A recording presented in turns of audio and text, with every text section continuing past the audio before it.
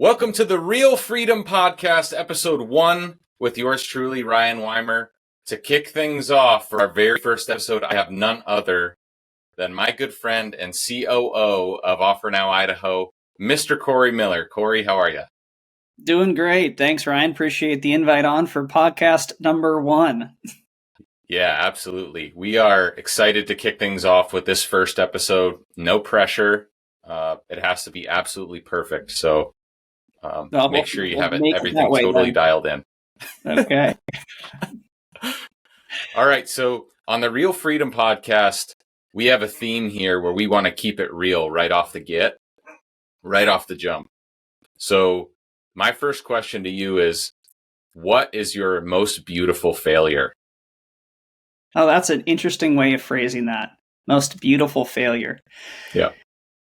I would say for me, my biggest failure was not realizing how to go all in and commit. And when I take that back, I would say it's actually my time spent at the School of Mines, where we played football together. And I wouldn't say that I didn't work hard. I just didn't realize the level of dedication that it would have taken for me to be good or great at what I was doing. And it was so much above what I saw other people, just because their skill level's better. I just wasn't as good of an athlete.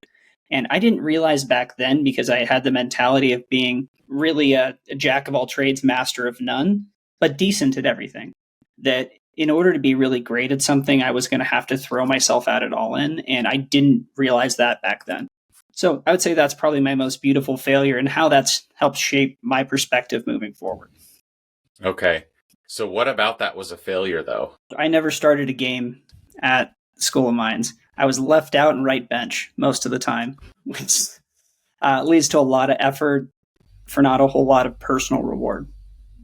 Okay. It's interesting you went the athletic route with that because, we all have physical limitations, right? None of us were ever going to be in the NFL.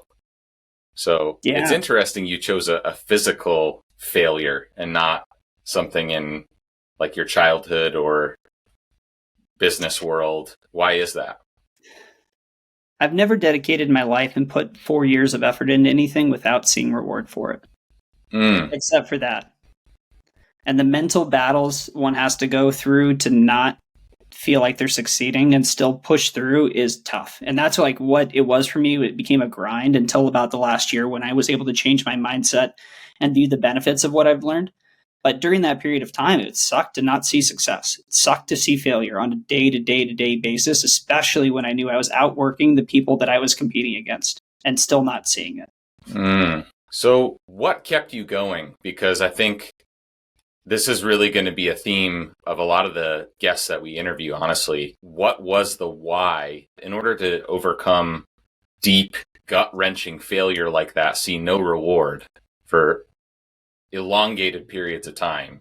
There has to be a deeper why or something connecting you with your actions that allow you to keep going. And I'm curious what that was for you. Yeah, I was just raised not to give up. And I'd never experienced failure to that level before. I'd never experienced something where through just consistent action, it didn't end up with a good result. And I think that is actually one of the cool things to change the topic just a little bit about business is that as long as you keep in the game, like a football season is finite. A football season, you have a certain number of games and you have a defined beginning and a defined end of every season. And that is not the case. You may have seasons during business, but you're not going to have that finality to hitting a mile marker that's true success or true failure. It's all just part of the roller coaster. Yeah, well, I think there's a lot of parallels to that in life, right? Almost everything we go through in life is about how much failure can you endure? How much short-term pain can you endure for long-term gain? What kind of long-term gain, especially like in year 3 or 4, where you're like, not only am I outworking these people on a daily basis, but I'm outworking these people on a yearly basis, yet I'm not going to see the results. Like, what kept you going through that? I think back to, there's always like little pivotal things that happen. And one of which was at the end of, I think it was our junior year. And at the end of our junior year, we kind of have like a senior walk around where everybody like goes and just says, hey, thanks, appreciate, you being on the team, and just shakes the hand of everyone who's an underclassman.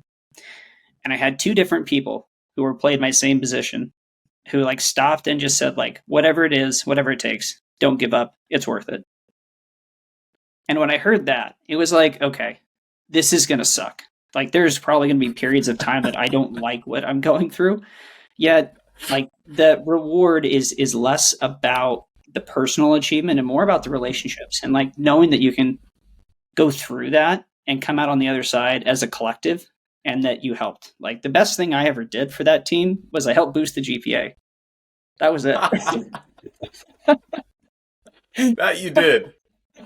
That you did. So, do you remember what the team average was, by the way? It was it was something in the threes, but I don't know what it was. Okay. All right. So there you go. Were you academic all conference? 1 or 2 years, I can't quite remember. So okay, right on. So guys, for those of you that don't know, just to give a little bit of the backstory. So both Cory and I played football at Division II Colorado School of Mines, who, shout out, at the time of this filming this episode, are now ranked number 1 in the country for the first time ever. It's a massive accomplishment. All engineering school. Academics absolutely suck there. Athletes get no special treatment. If you're on the road or you miss classes or tests, like it's on you to figure out how to make it up. You don't get like these most Division I programs. You get training table, all the food you can eat. You get massage therapists. You get tutors that are assigned to you. I mean, you get state of the art, whatever you ask, right? You're there to play football at Mines. Ironically, even though they're now number 1 in the country in Division II, you're there to go to school and get a degree because it has the top starting salary out of college because it's all engineering. So just to give you guys that context, like our entire time at Colorado School of Mines was brutal, but it did have that ultimate, and I'm sure you can attest to this, Cory, it felt like we were all in it together. When it's that challenging, I don't know if you felt this way, like when it's just kind of hard, then you're not, like a lot of your friendships and a lot of your bonds are surface level. It felt like when we were at Mines that just because of that, you get your teeth kicked in on a daily basis, failing tests. Literally, I remember running from practice to go take our nightly common hour, 2-hour exams. Let's go take a physics test. And you're like all sweaty. You don't even get to shower. You're like walking to the test 5 minutes late. Your mind is everywhere. Meanwhile, all these other friends, all these other students have hours to prepare before the test. I mean, I just wanted to give everybody that context because there's a certain type of individual that goes to Mines. And I think just based on that Mines experience, how do you think that that's translated to the real world, both the good and bad, the corporate world? Let's start with the good piece. And I would say this of anybody who goes through a rigorous program, whether it's engineering or medical field, is that what it's teaching you is how to persevere. It's really teaching you how to solve problems. In our case, it did help by teaching us how to collaborate because we couldn't all figure it out ourselves. So we had to learn how to work together. And I think that translated coming out into, at least for me in my first career, which was, it made everything seem easy. Like we had already gone through the hard part. And so the actual work in the professional world of 8 or 7 to 5 or 6 p.m., that was normal. Like that was easy. And everyone else seemed like they weren't really putting in either as much effort, or it was a lot easier to stand out is probably the better way to put it. It was a lot easier to stand out by putting in what I felt like was less effort than I was used to. Dude, that's such a good point. I can remember, I'm sure you felt this way too, like at your first summer internship and then getting your first job in the real world. I remember thinking, they pay me how much to do this? This is way easier than school. Yes, 100%. 100%. Yeah. And it's so interesting. I think, how much do you think this is nature or nurture though? Like when you're childhood and you're raised with a certain set of values. Talk about that. That is a good question. It's a bit of both, in my opinion. And I say that because I have other family members, other brothers, and not all of us had the same initial oomph. And part of it is because of the expectations that were put on each person. And even though we might have grown up in the same household, I mean, I know you have siblings too, and none of your siblings are identical to you or have maybe the same mindset. And that is developed over time. what I would say is, I guess, as I get older, the more I feel that, at least through your college age, early 20s, a lot of it is the upbringing you were in, the advantages you got, and then how hard were you pushed? Like, what were the expectations set upon you? And then how did you rise or not rise to meet those? And then as we get older, like, I'm starting to develop more of the perspective that once you're into your mid late 30s and on, the entirety of your life is in your control. It should have been. For the last 10 years, you got to make whatever your life is, good or bad. And in that case, people have completely reinvented themselves in their 20s and 30s. I kind of wanted to phrase that in two different ways because it doesn't always seem like, yes, you can be dealt a great hand or a crappy hand, but if you stay in the game long enough, you can still win. Yeah. I think that's what's so addicting about business, right? Is there's no physical limitations. The people that stay in the game inevitably win. If your time horizon is an infinite game, you can't be beat in the game of business. What are your thoughts on college? My wife and I have this conversation pretty frequently, which is like, do you think our kids are going to go to college? And our answers change, and I don't know if they will, simply because if the cost of college continues to accelerate disproportionately to the income you can generate from it, it may not be a benefit. And there's so many life lessons one can learn by getting good education and good exposure that are not related to college. Yet you will develop lifelong friendships, relationships, learn about yourself, get out on your own. There's a lot of benefits of doing that route and expanding your mindset. So I guess it would just really depend on what the person wants to do and if they see a tangible benefit from that decision, like going in. Who do you think that responsibility lies on? Because that's kind of always been the case, right? And now student debt during COVID was temporarily postponed, the interest and payments, but now it's back online.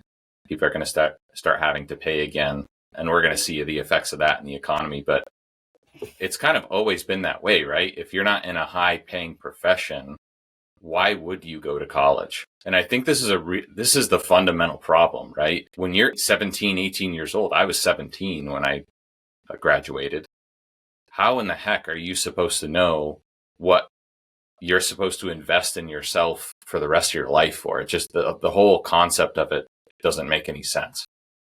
I think a lot of it comes down to your parents and what their education level was and what their perspective is. And I'll take it back to maybe like my wife's family. Like, my wife's parents both went to college, and her dad was able to pay for a semester of college by working at a grocery store as a bagger during that time.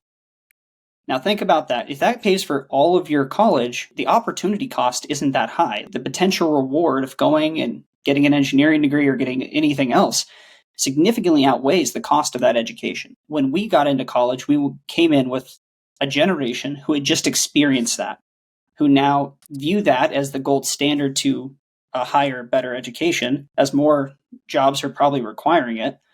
And so I think over our generation, things are going to switch. In 18 years from now, I have a feeling that it'll be a different perspective on college.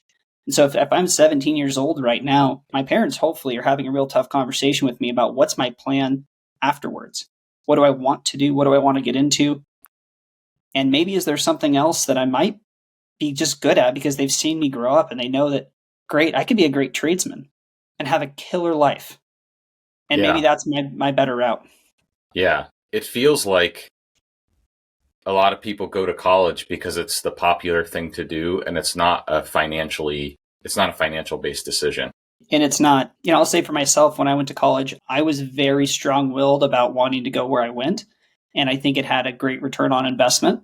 At the same time, I could have gone to an in-state college, and the difference was about $25,000 a year. Huge, huge difference. Now, if I was to be a 17-year-old and truly go by the numbers of what I thought my initial job would be here versus there, I probably would have made the logical decision to go to the in-state school and pursue an engineering degree there, even though if it may have had a slightly lower starting salary. But what I would have missed by that is the opportunity that was provided by going to a school that had more opportunity outside of Idaho that I wasn't exposed to. I don't know if there's a right solution or decision ever. It's just, there's certainly a higher opportunity cost now than there was 20 years ago. You're growing up in Boise, then you go to Colorado School of Mines, you get this engineering degree, then what? What happens to Cory? Yeah, so then we stayed in Colorado and started working for an oil and gas company. That was a place I wanted to be. It was big projects, big money, cool industry, had some great perks to it. So I ended up working for a company called Noble Energy from the time I got out of college. So I had a couple of internships in that field with a different company called Baker Hughes, got out and then worked with Noble in Denver, Colorado, living downtown for a couple years, which was a really great spot. And worked that for just about 8 years. Most of my stuff I was doing is stuff based in Colorado. Great experience, great exposure.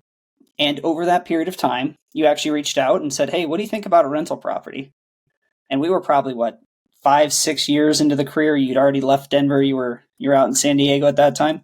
And we started kind of kicking around the idea. And for me, it didn't feel that foreign. My parents, as long as I can remember, had rental properties. So it was just kind of like a thing you did as you got older. And we started looking around at markets, and I was like, oh, maybe we could do the Denver market. But at the time, like to get into a rental property there felt unaffordable, felt unattainable. And similar in San Diego for you. And because we already had a bit of a network, like my parents had places in Boise, there's a network, there's people who could look at the properties if things went wrong, and it was half the price of both San Diego or Denver. It seemed like a place we should start exploring. And then you really dove in to look at the numbers and start to build out networks and relationships there. Just taking one step back, because I had forgotten actually that your parents had rental properties. So that was kind of your exposure to real estate, right? Because after all, this is the Real Freedom podcast. So we are going to talk about a lot about real estate and the freedom that it offers. And I'm wondering, like, if it weren't for your parents having rentals, do you think you would have, like, how would you have found it or get exposed to it? I didn't start educating myself on real estate and rentals until after that started to become like, hey, is this something we should do? And then I started looking at the Bigger Pockets podcast. And then through there, that completely opened up my mind to what real estate investing potentially could be and how many assets and avenues there are and how it made it attainable through education to be able to do something. And I guess at the time, I just, again, it felt familiar because I had grown up around it, but it was only like one, maybe two properties. And so it was never a huge part of their income. I mean, it was part of their retirement, but not really what they talked about. It was just kind of a thing that they had on the side. So it didn't feel all that much different than investing in a 401k or investing in stocks. What are the lessons that you learned from watching them? Because they self-managed, right? Mm-hmm. I know a lot of people starting out, they're tempted, myself included, I was tempted to self-manage as well because, gosh, that 8, 9, 10% a month, sometimes even higher on some of our other properties that you pay a property manager on a short-term rental, that can be 20, 25%, like on an Airbnb or VRBO. What are some lessons that you saw from self-managing at that time? And do you think that impacted your decision moving forward to get a property manager? My exposure at home was only the things that went wrong. It was only when there was troublesome tenants. It was only when there was toilets that broke. It was only when we were on a weekend trip and something went wrong and then they had to fix it. You never get to see the good stuff about them having tenants that were there for like 8 or 10 years at a time, or that there was minimal, damage from a really good tenant who maybe paid a little bit under market rent, but they liked him and so they kept him in. And so for me, there probably was only the downside that was communicated or seen, but it also felt hands-on. It felt like to be there, and I was still living in Denver, so like I wasn't going to be able to be there every week. And the model I had seen was you need someone who can attend to fixing it yourself. Otherwise, you have to hire a property manager. And I knew I didn't want to have my parents doing the property management of it just because I didn't. That was a little bit too much mixing family and business for me. So I got two questions off that. The first one is, if you're only exposed to the negative parts of real estate, which we see often, right? A lot of people are like, well, I don't want to deal with toilets. I don't want to deal with tenants. And even I know quite a few people, you know quite a few people that still are determined to self-manage. And I just shake my head because I'm like, what you're doing is you're burning the candle at both ends.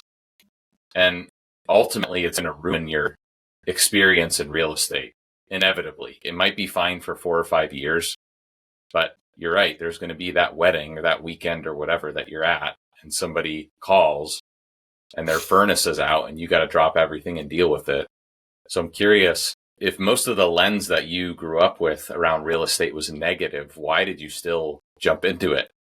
My biggest reason would be education, was that through the Bigger Pockets podcast and other resources, it was possible to see people who were doing it well. And I'll say at the same time that I was starting to get into it, I was also surrounded by other successful professionals.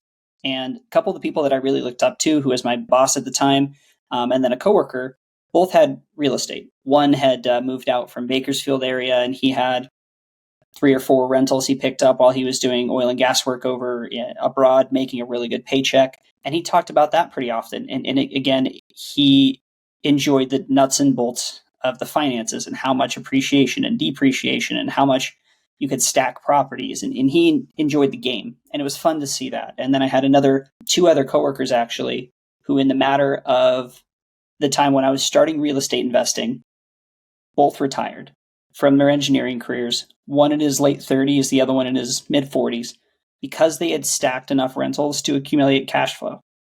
And I think because I had a great job that gave me disposable income, and I was looking for places to put it, I was actively curious about what I could do to potentially grow that.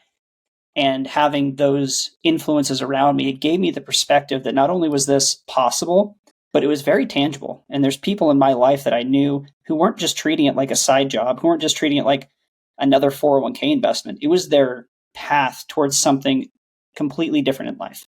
Man, that is gold. There's a lot to unpack there. We always talk about how you are the average of the 5 people you spend the most time with, right? And if somebody doesn't have somebody in their inner circle or a coworker or a mentor or a manager or somebody that prods you to be curious and invokes that sense of curiosity, there's a tendency to get stuck. Why do you think people get stuck or stay comfortable? And if they don't have somebody in their inner circle like that to help expand their thinking of what's actually possible and what they can accomplish, how do they do that? Oh, that's a great question. I think the biggest thing is it is human nature to expend the least amount of energy possible to get the same result. And it takes conscious effort daily to change your habits to go on to something else. And nobody's going to do that if you're not presented with the ideas and information that make it possible, or that somebody prompts you to do. And we talked about childhood expectation setting earlier. Like if my parents didn't have growing up a high expectation of what I could achieve, I would have never turned out to be the person I was. And I don't think any of my family would have, because the expectations were set that this is something you can do and you have to go. It was very much like you work really hard and you will have a chance to have a better lifestyle than those around you.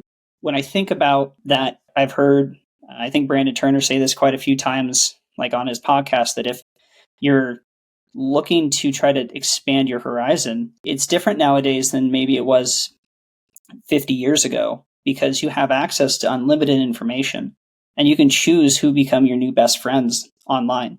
You can choose to follow somebody with a completely different perspective, and you can take in that information and gain from their knowledge. And that was probably the biggest thing. I guess I'm coming back to Bigger Pockets again to say that that was really the gateway into other podcasts. That was the gateway into other books. That was the gateway to more self-development, at least for me. And I think that for anybody who's looking to go down that path, it's not important that you find the right person at the right time. It's just important that you start the process and then you iterate on it based on going down a path. That's easily said, harder to do, right? So I remember taking myself back because we bought our first rental property together 50-50, right? We still own it. Mm-hmm. A single family in Boise. Yeah, we should talk about that one. We should.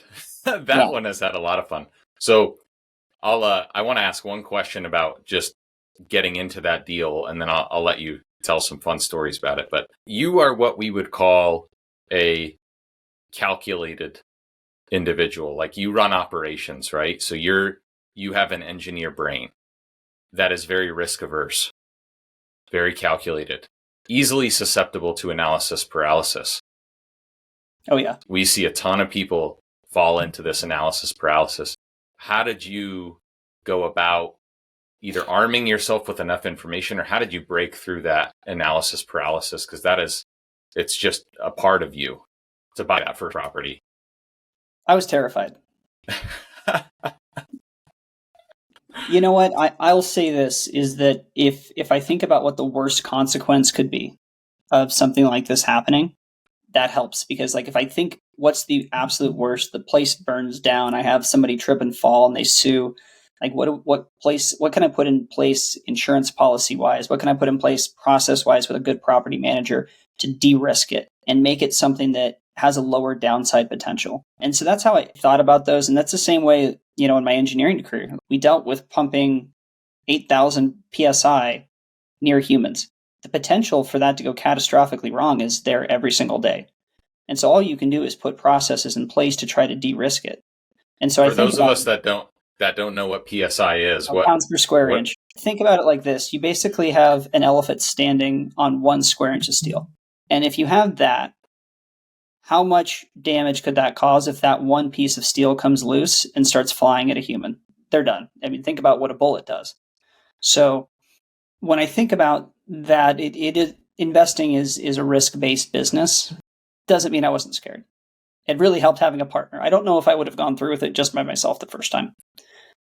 Well, I feel the exact same way. I mean, that is why we went 50-50 together. You share half the upside and it's half the risk. It's a way for you to get started and get your foot in the door, especially on an investment like that where you have a property manager in place. There's not a lot that can go wrong that you're not protected against. So we don't need to go down that rabbit hole, but what are some stories about this first rental that we had that you want to share? Yeah, so I think we probably should just talk about the deal that we found, which at that time, I didn't know what off-market marketing was. I don't know if you really knew what it was at that time either, but we went MLS. Right. We did a fantastic job of going out and developing a network and developing a relationship with Cory. And that is a relationship I know you value, I value, and it still pays dividends today because he's just a great human being. He allowed it to, again, feel like it was less risky because we bought a property, we put an offer in as a backup offer for a property that needed work. When the original one fell out, we were able to get a discounted price on it. I think we bought it for what, $207,000, and $207,000 appraised at $215,000. Needed new flooring, needed new paint, needed a deck that was restained. It had a chicken coop out back we had to get removed. So a decent amount of work that got put into it. And Corby was willing and able to provide resources and help us get that renovation turned around. But it was definitely scary to go through that process from day one. For everybody out there that there's no deals. There's no deals that cash flow. There's no deals. It's like, even if you're going on the MLS and you're not direct to seller, which is what we do exclusively now because you get way better deals.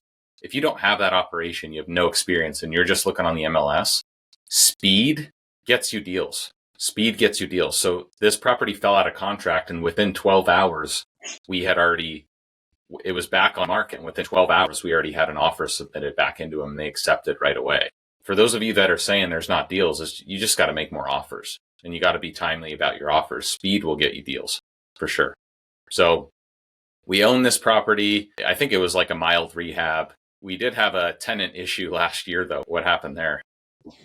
Yeah, so let's talk about the progression really quickly until we get to the tenants. So we were able to renovate it, and it wasn't a great cash flowing deal. I mean, at the time, I think it maybe broke even, maybe made $100. Year two, I think we made 100 or 150 a year, except we had to replace a fence, and so I think that took out all the cash flow. But during that time, we got lucky, honestly, with the good market. And 4 years later, we were able to take and do a cash out refinance on that thing at right around $400,000, $399,000 of value. And I'm sorry, how much? It was, I think, $399 was what it appraised for that we got our cash out refi on. After how many years of owning it? That was 5, and that was the second cash out refi because we actually did a full burr the first time and got all but I think $7,000 out of it. After we renovated it, put money in for the down payment, and then cash out refinanced it. And that was only 6 or 8 months after owning. They say compounding interest is the eighth wonder of the world, right? Mm-hmm. or is it ninth? I'm not really sure. Definitely owning assets is a great way to compound your wealth over time. And not only did it allow us to do that, we got home equity line of credit on that thing for investment property that we were able to use and leverage to get the second investment property. Yeah. Because now that just gave us access to, I think it was like close to 30 or 40,000 more in cash.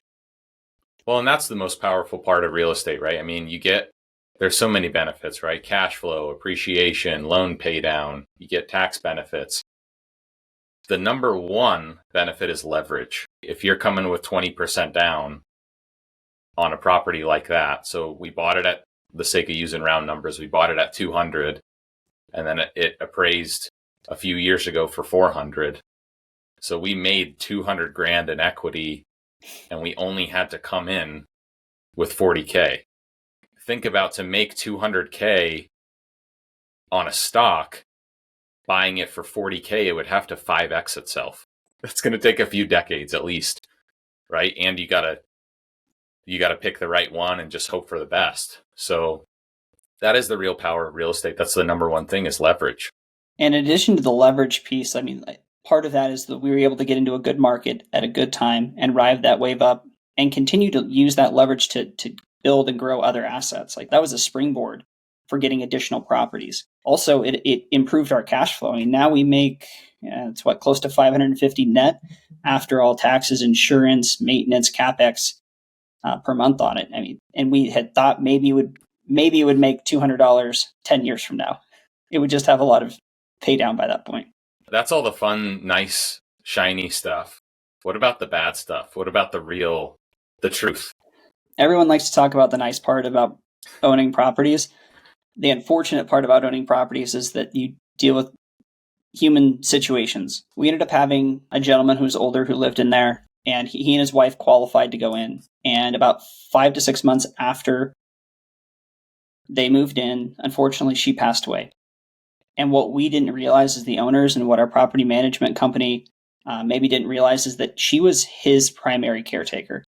And after she had passed, he deteriorated quickly to the point where he wasn't able to maintain basic bodily functions and move around the house. And we found out that he was about 2 months behind on payments because we caught it on property management statements. And then we reached out and we're like, what's going on here? They're like, well, we're trying to work with him to try to get government assistance and get some housing for like government assistance to pay back all the back due rent. And the day it was supposed to cut, the property management company called in and said, hey, what happened to this check? And they said, well, we can't pass the check on a deceased person. And they had just found out that a day or two prior to that, he had passed away in the home. And at that point, they had called in the ambulance. I'm not even sure who found him or if it was his son or whatever. Just really sad situation. And so the impact of that on the families that they had to then figure out how to clean up everything in the house, take out everything out. The impact on the property management companies, they were just kind of stuck, not being able to do anything with it until the family had all this stuff out of the house. And the impact on the owner, on us, is that it was negative about $10,000 in either lost revenue from potential rent and in the renovations we had to do afterwards. All of that took 3 to 4 months without getting a mortgage payment. A payment to cover the mortgage. If we had not been preparing for that, if we had not been saving up in the good times, we wouldn't have been able to weather the bad time. And I think that's just a good note for any of our investments that we make, or like if you can't cover when things go bad, that right there could put somebody in default. Yeah. So guys, in the state of Idaho, and this depends on your state, right? But if somebody dies in your property, you can legally go after their family or next of kin for rents if you want to. Now, I don't know what the likelihood of your chances of actually getting that or not. That just doesn't feel right, given the situation. We chose not to do that. We chose to just write it up as a charitable donation because it just didn't feel like the right thing to do. That's that 1 in 1,000 type of situation. I mean, Cory, you've got how many properties now? I think collectively it's 11 doors. Okay, 11 doors. I've got over 40. We've never had anyone else die in the property, but once you own enough, like weird stuff like this is going to happen, and you got to be prepared. So despite how terrible that situation is, you have to be able to withstand it and see the bigger picture. And a lot of people, which is a good question that I want to ask you next, is if that happens to somebody in their first or second year of owning real estate and they don't have the cash reserves and it's their first property or second property or whatever, and all of a sudden they have $10,000 in missed rent, they're going to just say, screw it, to hell with real estate. And it's a huge mistake. You want to speak about the short-term thinking there? Because I see it often. There's a lot of recency bias that's just hard to overcome as humans. Like, I struggle with this all the time, whether it's bringing on someone to the team that has success in the first week and you're like, oh my gosh, that person's great. And then they go 3 months without a deal and you're like, oh my gosh, what's going on with them? There's a bit of chance that goes along with each decision or each investment. And I can say that I personally invested in a private penny stock oil and gas company because there was folks who went over there from my company that were top performers. They think they had a great asset. They talked it up. They were bringing other people over. 6 months later, they declared bankruptcy. So what does that equal? That equals $0. That's not a $10,000 loss. I mean, it wasn't that much invested. But when that happens, like, you can choose, do I stop investing in stocks for the rest of my life because I made a bad decision, or do I just choose to be smarter and never do that style of decision again? I chose the latter. And I guess when it comes to this, recency bias is going to be really easy to say, yeah, this is how all real estate investing goes. Everything else is just BS. Everything else is just a fairy tale. And the truth is, you could just get a little bit unlucky. And yet, if you let that deter you, you will never be able to get the benefits of compounding years and decades of real estate appreciation because you gave up when the first one didn't work. So if you invest in a stock and a company goes belly up, what happens to your money? Yeah, that's a big old goose egg. You get $0.00 back. Ouch. Yeah. Good to know. That's Okay. not a good return on your investment. That's not. For our listeners, what are some of our other best tenant stories? You had to take a deep breath. They must. Yeah, be our good. first foray into multifamily investing has been a trip. It has just been a trip. So this is an 8-unit that you and I, again, went on 50-50 over in Ontario, Oregon. So a new state, new regulations. This area has just been underbuilt for the last 40 years. There's not a whole lot of industry. However, there's a population that's moving there, partly because things got more expensive in Boise. And so there's It's right over the border. I think it was a cold call, actually. I had talked to the owner, and he was in our data set because sometimes our data runs over the border. And he was definitely a distressed owner. And so go ahead.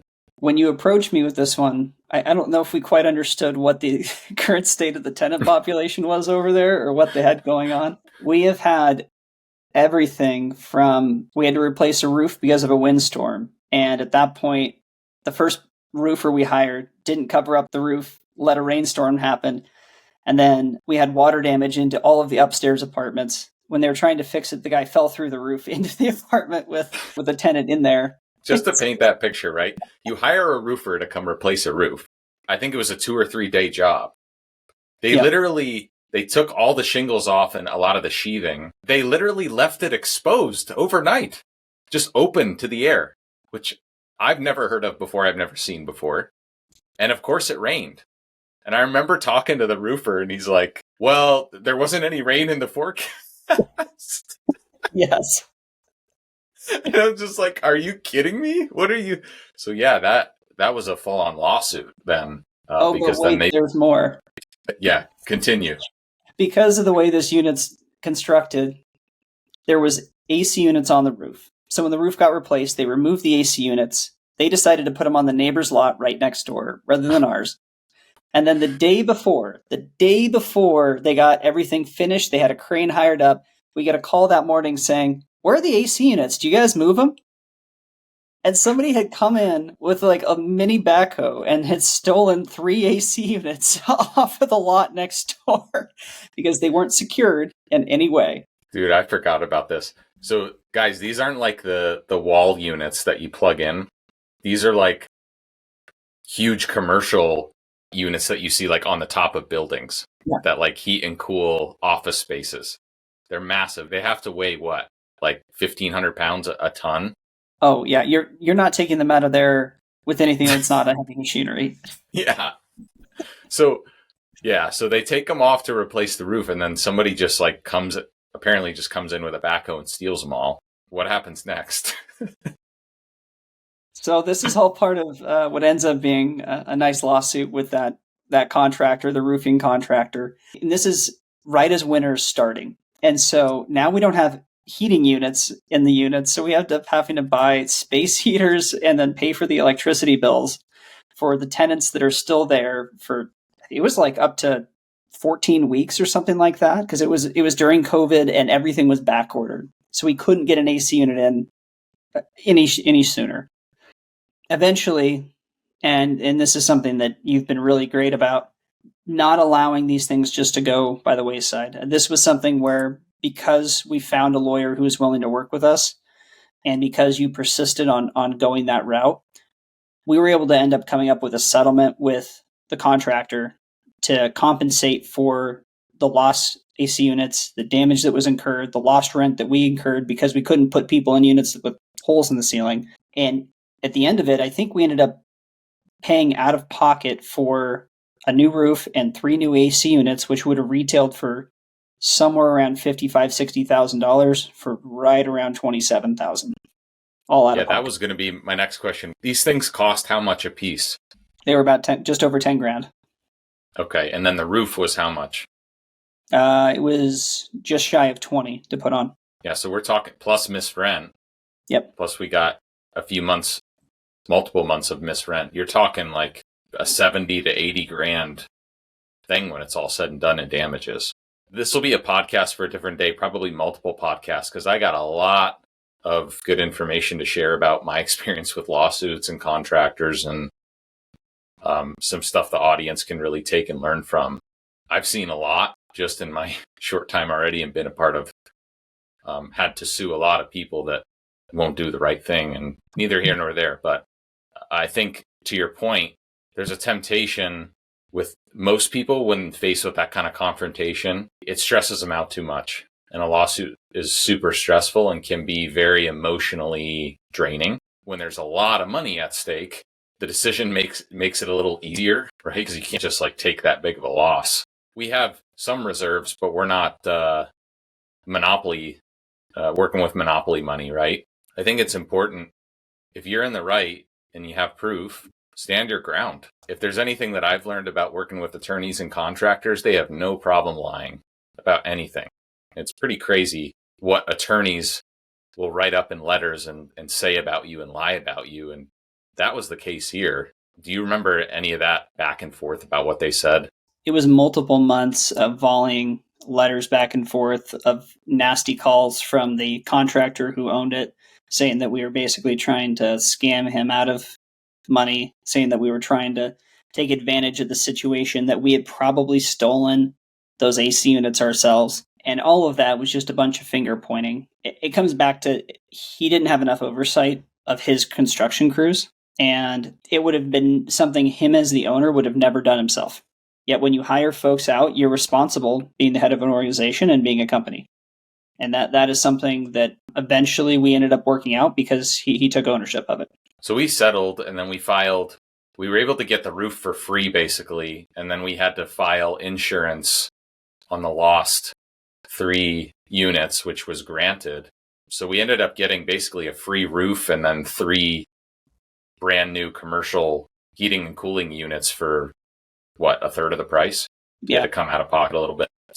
But man, it took a toll. That was like 8 months of our life where we were super stressed and frantic about what's going to happen. And of course, just like we talked about with that first single family property, that could have been a moment where we were like, screw real estate. This is not worth it.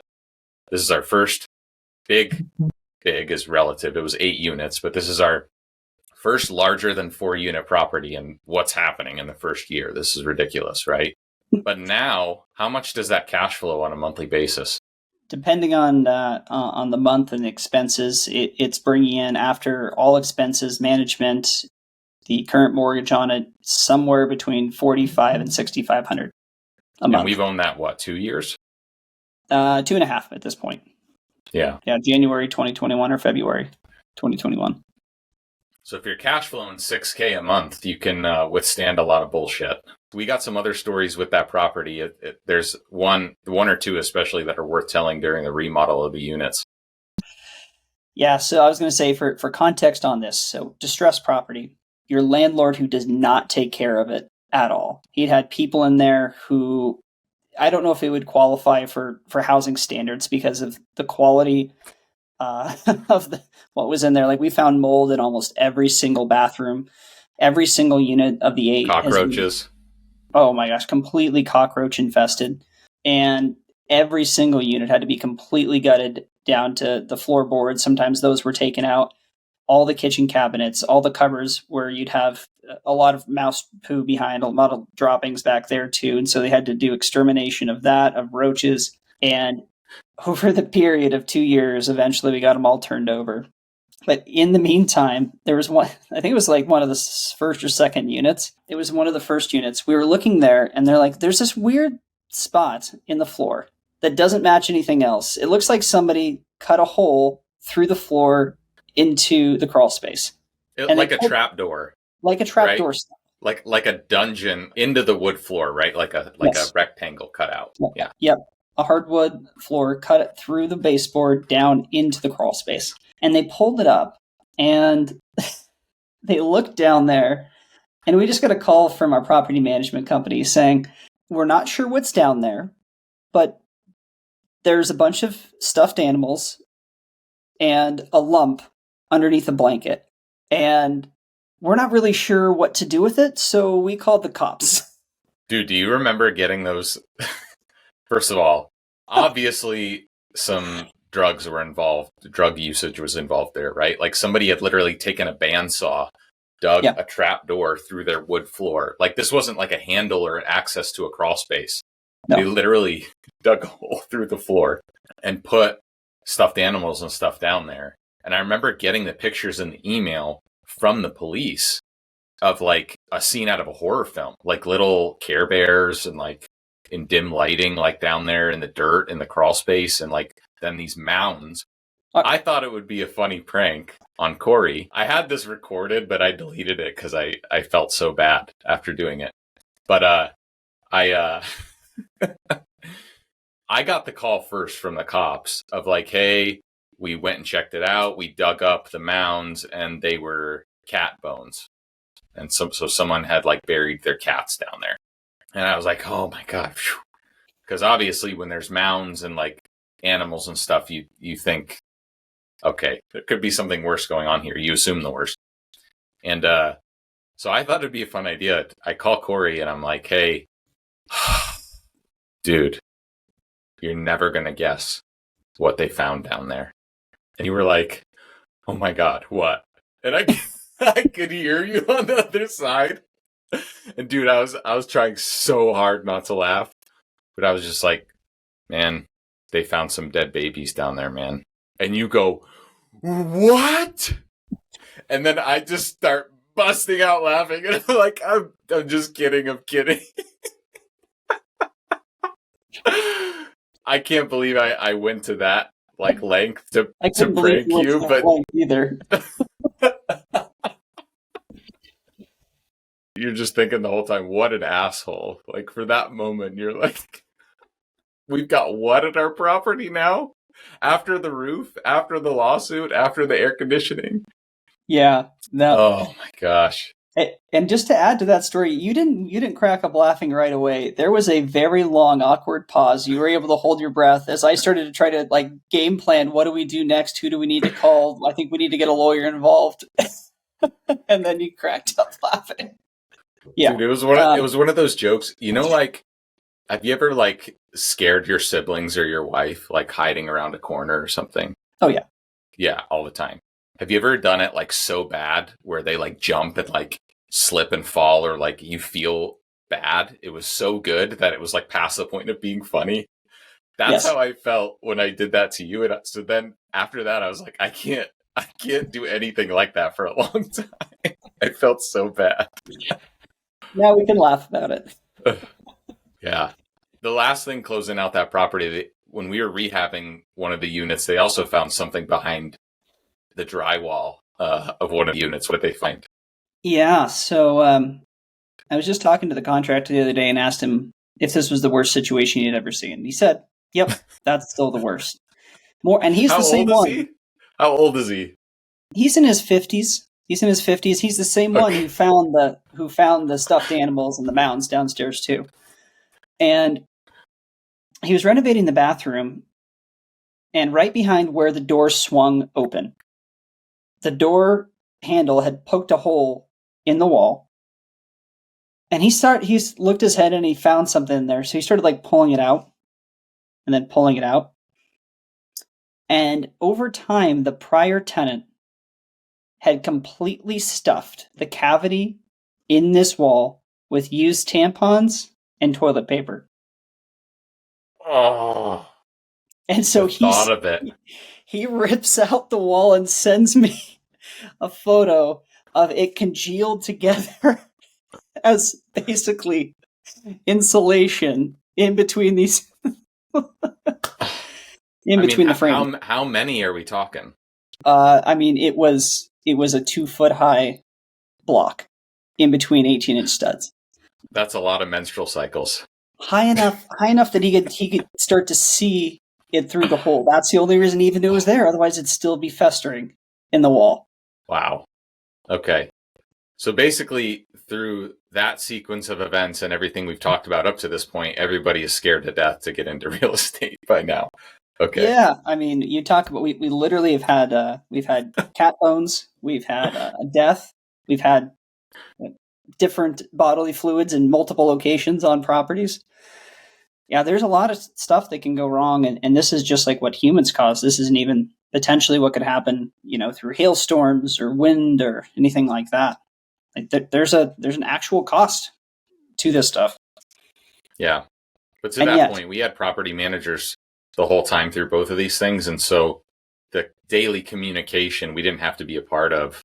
So in that sense, it saved us a lot of, I mean, it would have been way worse if we had to handle all these shenanigans. But oh my um, god, yeah, yeah, that's what I was going to say. And yet, it was manageable because there was a team, and the team had been through some of the stuff, not all of it yet, and knew how to handle it. They knew how to handle when we got that 8 unit, and in the first couple of months, there was family members there who were feuding. There were family members who were bringing over guns, and they had some drugs on the location, and they were able to get them evicted without having to pay them to leave because they violated the tenant laws. So that kind of stuff of having a team that's in place made all the difference on that unit. Even through everything else that went wrong, having the right people in place who knew what to do was the biggest difference in that being successful today versus it being a complete disaster. yeah, in addition to that with all the bad stuff that comes with C, it's not really a D class, but I mean, we're making it sound terrible. It's not really a D class property, but it's definitely a C class property. Housing assistance, Section 8. Our property manager, although a little bit pricier than we'd like, is an expert at getting housing assistance. And that's guaranteed rent. So even though it's in Oregon, we don't want to be landlords in blue states because of tenant landlord laws. They're very tenant favorable.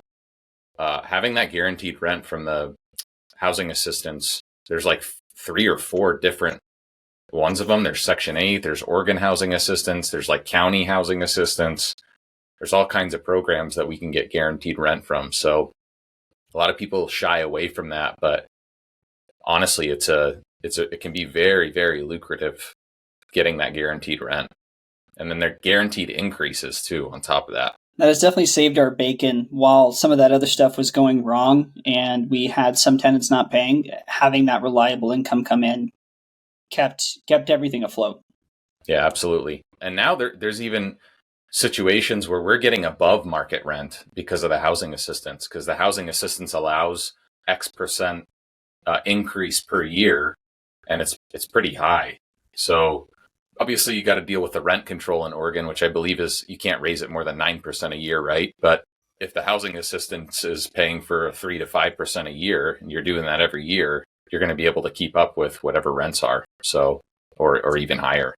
Yeah, in Oregon, it's a benchmark based on inflation. And so this last year, we actually had, I think, the biggest in history. It was like 13 or 14% Oh, that's potential rent right. increase. And then the year prior, it was 9. And so we'll see what it's like in the future. Yet, if you have a property management company that's on top of it, or you are yourself, as long as you're maxing that out every year, you're probably going to do fine. Like you're not going to get too far behind over time. And that's what helped in this situation. When we started out, most of the rents in that unit were anywhere between 5 and 700. And now after renovation, because we got new tenants in, we put more into the property. I think our lowest rent, we still have one unit at 870, and then everything else is 1100 to 1400 right now. So almost double what we were getting before. Yeah, that's big time. That's big time. Just to be clear, though, if you're going to deal with Section 8 tenants or housing assistant tenants, I would not self manage those in any way, shape, or form.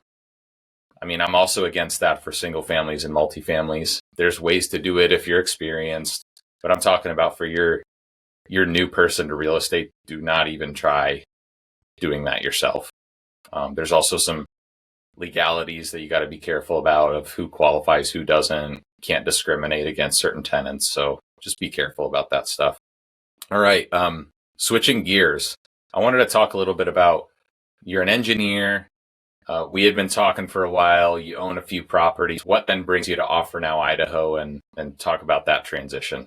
Yeah, that was quite a whirlwind. 8 years in an engineering profession, and then really what the biggest thing is wanting to make a change and go for a lifestyle and having it kind of align with changes in my career. At that point in time, I loved my engineering career. I really enjoyed the work I was doing. I enjoyed the people I was with. And I thought we had an impact on the Colorado community. And I enjoyed that. During COVID, my mental model got broken a bit. At the time, I had always been rated really highly. The company had been on a progression towards management, and every year I was rated above average, which gave me the sense that I was in a really good position with the company. Well, when you're not in control of the company, you're not really in a good position with the company. And when I say that, COVID hit, the price of a barrel dropped down to the 20s. The company went on a freeze. They furloughed quite a few folks and they put everybody else on halftime. And so at that point, because of just the position I was in and where the impact was to my side of the organization, it didn't matter where you were rated. Everybody on my team was either furloughed or put on part-time. What does it mean to be furloughed, Cory? You are basically put on administrative leave. You get no pay. You are waiting there, and they allowed health benefits to stay, but you get no additional compensation for that period of time. They're just sent home. And what was their justification for doing it? Just that they couldn't, because it's worth understanding, like when you work in corporate America or you work for a company of that size, it seems kind of odd, right? The price of oil tanks, and then you also have COVID. It sounds like they were just in a money pinch. That's exactly what it was. Yeah. I mean, when the price of your product drops by 75 to 80%, all of a sudden you're not making cash like you used to. And so they were not in a great liquidity position beforehand. And this put them in an extreme pinch. So if I step back and I look at it, they had a choice, which is we either lay off a lot of our staff right now, or we say, we don't know where the economy is going to go. This COVID thing's new for all of us. Or instead, we're going to have to make some really tough decisions to limit our capital expense while we don't have much revenue coming in. We're going to run at a deficit, and we'll hopefully be able to bring people back on when something changes with COVID. And so that's the choice they made. How vague of a response is that, though? Like when things change with COVID, that could be a month, that could be multiple years. Yeah, and think back to that time, which is strange now that we're all flying on planes, going out to restaurants, and like you could do whatever. At that time, there was just a lot of fear and a lot of unknown. And so all of a sudden they sent everybody home. They tried to keep some operations going. Everything just kind of shut down in the world for a short period of time. And it was during that period that they made this decision. And the impact on me was that I got put on half time for about 3 months. And during that period, not only was it half time, half pay, it was still the majority of the work, because all of a sudden our staff had got cut in half. And so it's like we need people to pick up all the slack while having that happen. And it just kind of broke my mental model about like, okay, well, what does this mean for the future? Is this just going to happen again? Do they, obviously they don't care. Well, they were in a financial pinch and they had to do what they had to do. But that did kind of sever my own mental model about that and got me really interested in what you were doing right. And you were seeing a ton of success in real estate. And we'd had these good things happening with the assets we'd purchased. You compound that with my wife is a nurse. She got put from her oncology unit into a COVID unit, completely burnt her out because they did not have proper PPE. They had longer working hours. And so she was just like done with wanting to be in that profession, in that state at that time. And we ended up having this plan for a while where she wanted to come back out and work at a California hospital. They have a nurses union, great pay for nurses, and better working conditions. And so she started applying for jobs and ended up getting a job working at the Stanford Hospital in the Bay Area. And during that period of time, I got brought back on right as she was getting her full-time acceptance. And so we said, you know what, we're going to have to make this work while you go out there. Her family's in that area, and I'll fly back and forth and we'll figure out how we're going to make this work for the period of time. And so my life transition was that I was, my better half was moving out to 2 states away. We were allowed to work from home. They brought us back on full time, changed up the organization. My company got bought by a bigger company. Tons of churn, tons of change. What's happening in real estate still going up. And then for the next year and a half, or about a year, it was a period of like, I don't know where I'm going to go in life. I don't really know what I'm going to do. I got still doing similar jobs at work. My scope had changed a little bit though, and we got completely new management. And it came a time where in late 2022, early 2023, they told us that we were going to have to go back in office full time. I had been pretty much living in California, commuting back out to Colorado once every 6 weeks to 2 months. And I go in for like 3 to 5 days at a time, show my face, do whatever we need to do, and then pop back out to California. And when they said we were going to have to come back in 3 days a week, there was really a decision I had to make, which was, what do I want my life to look like in the future? And it's a bit of a long-winded answer, but during this period, I'd had a chance to get to know my new bosses at the new company, who are complete company men, fantastic individuals, but they lived and died by the company. And it was Chevron. And so Chevron bought the company when they said, you're moving every 2 to 4 years and you'll live where you need to live. Like, that's it. Like, I look at where my bosses and my boss's boss and my boss's boss were, and they had a ton of company stock tied up. They were going to have solid retirements, but they also moved their family every 2 to 4 years. And they didn't really have ownership over what they wanted their life to look like. And I realized they didn't have a choice, right? Life was happening to them. Yeah, not to continue to progress. They could have at one point just said, nope, I'm staying here. But that was a signal that was the end of your career progression. And that's not what I was looking for. I was looking for ownership over my life. I was looking ownership over my time. And I said, you know what, married, don't have kids. My wife has a great job. If there's any time in my life when I'm going to say I don't want to regret not making a decision to try to live the life I want, it's right now. And so then, luckily, because you were growing the company at Offernow, Idaho, at the time in spring of 2022, I was able to join full time, and it completely changed, what I was doing, who I was working with. And it was a going from an engineering career to working, building, and running a sales and marketing company. Complete change in perspective. Yeah. And I think if I were to answer your first question, looking back in the future, I would say probably one of my biggest failures was ignorance, that how hard it would be to run and build a sales and marketing team without having run and built a sales and marketing team before.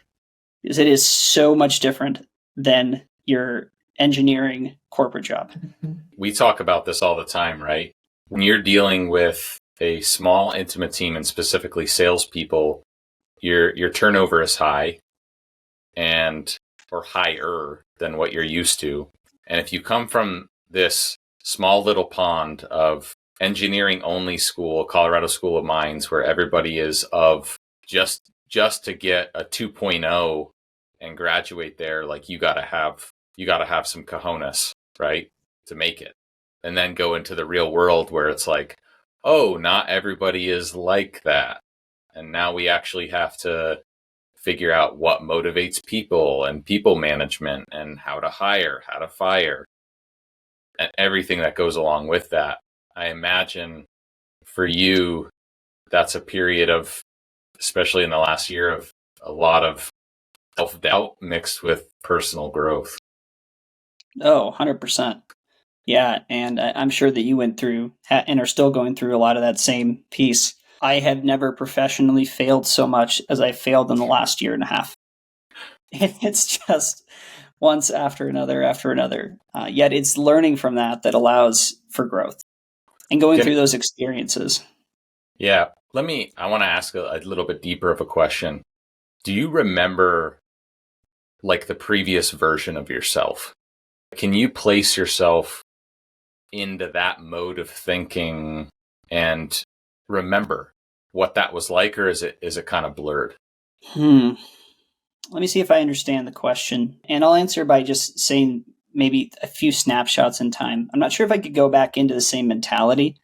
Normally, what it comes back to are comments that I made. I don't know if you've ever done this before where, like, maybe you remember having a heated conversation with your parent about something that you felt very strongly about. And then you look back on it in the future and you're like, oh, I see why they said that. Oh, I see why maybe my perspective as an 18-year-old wasn't as informed as theirs was. And that's often how I feel about it when I look back and I think about comments about either management, or I think about how the business was run and how compensation adjustments were done at a corporation, whether it was egalitarian across the board, everybody gets this kind of raise, or they'd have to pick people and what was justified and what was fair, the way that I thought the business worked versus how I perceive it to work now. Yeah, it's not that I can put myself back in there. I can just usually realize, wow, I was an idiot.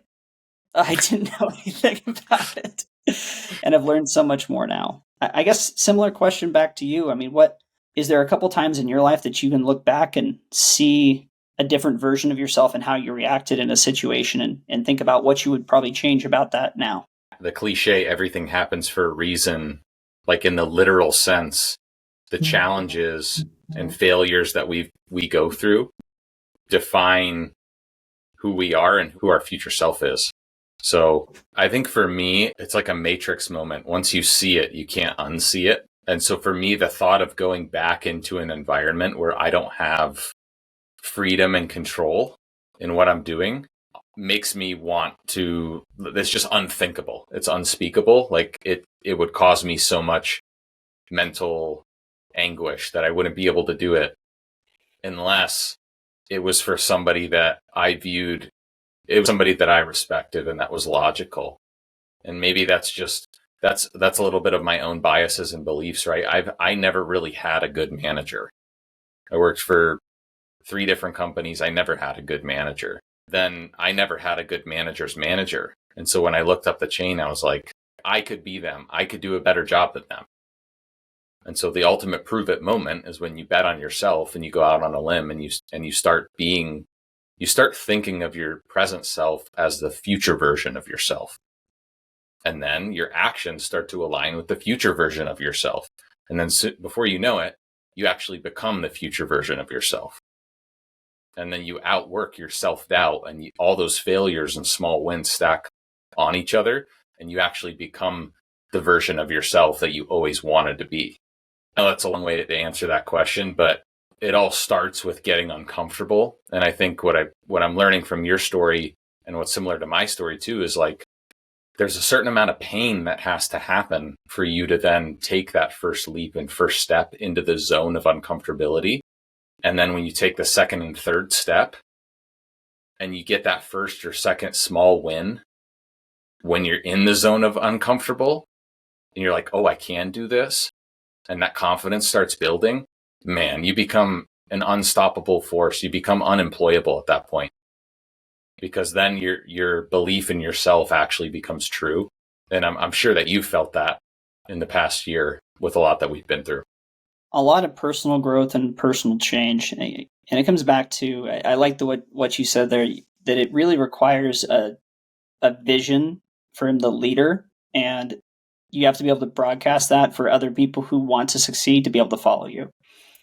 And if I would put it this way, like there's a lot of folks out there who are passionate about what they do, but there's not a lot of people who are just passionate leaders. And that is hard to come by.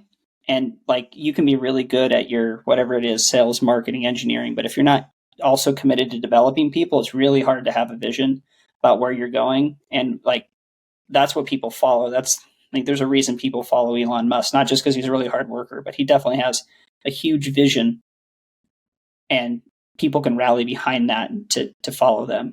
And it's something honestly I want to commend you on, because you attract people who want the vision that you're casting and the growth.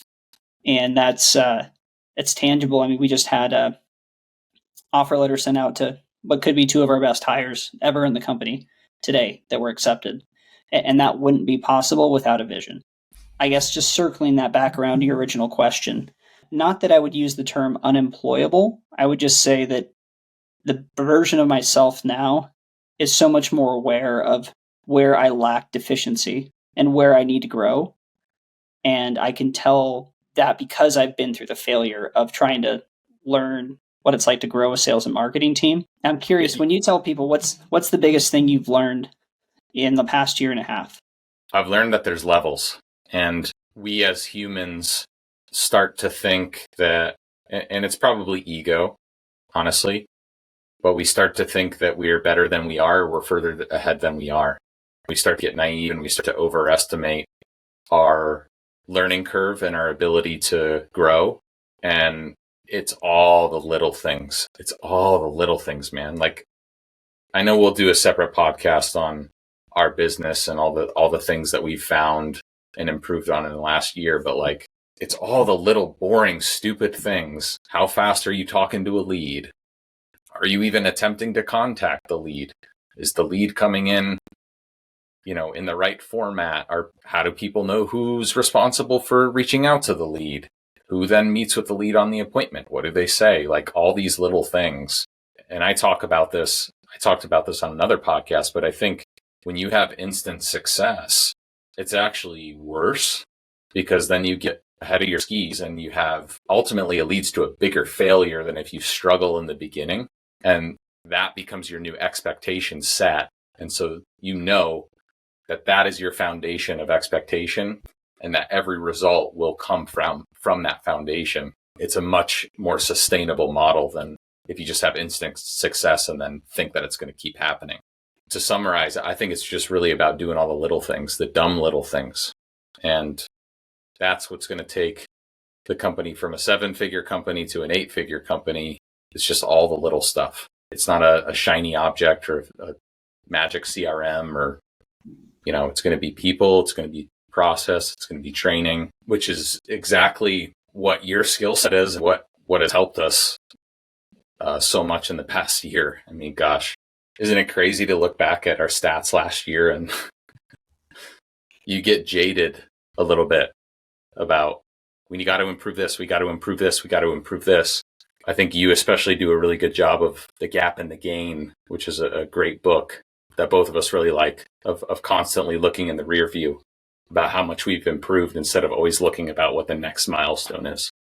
Yeah, you've got a couple of comments in the last couple of monologues from Dan Sullivan and Dr. Benjamin Hardy, which fantastic people to listen to and read from. They definitely have a perspective that is helping me grow. It's one of those books where I feel like I could probably read it every couple of years and take out completely different lessons, even though the words didn't change. Just it hits where I was at in a different spot in life. I think about that when I think about like where the market's going and where we're headed maybe. And it's been a challenge. I mean, I got into full-time real estate at the peak of prices in 2022. Great time. Fantastic timing. I also started at my old company on the month where the stock price was the highest in its history. And I listened to folks who told me I should be investing in the company stock because they'd made such great returns on it in their time there. So apparently I have a pattern of this. But the good part about that is that when you get in at times that are rough, it makes the times that are easy seem easy, and you learn all your challenging lessons up front. Just like you were saying about coming in and reading The Psychology of Money. He does have a story in there about a guy who picked stocks and basically picked winners during the Great Recession, and then eventually ended up broke, living on the streets because he thought he was invincible. He picked a great stock at the right time and then tried to repeat the pattern by doubling down. If you do that long enough, the house is going to win. Yep. I love that you said that, though, because what you're doing in the hard times is you're building skills to get through the hard times. The easy times don't require as much skill.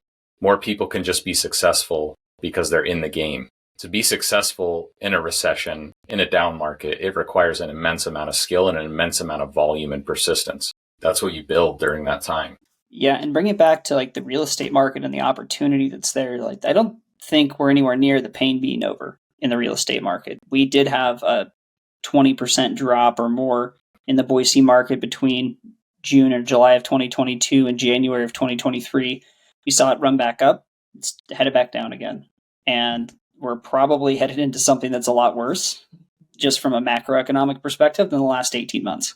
But to your point, if the skill sets you learned allowed you to be successful, allowed us to be successful, which I think it has, by getting really good at creative finance, by adding other disposition streams, there's a lot of opportunity ahead.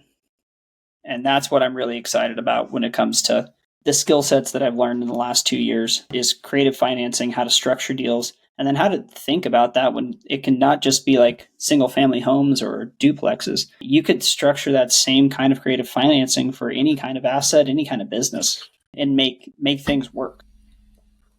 100%. Well, I got two final questions for you. Number one, I'm glad you brought up your market prediction somewhat.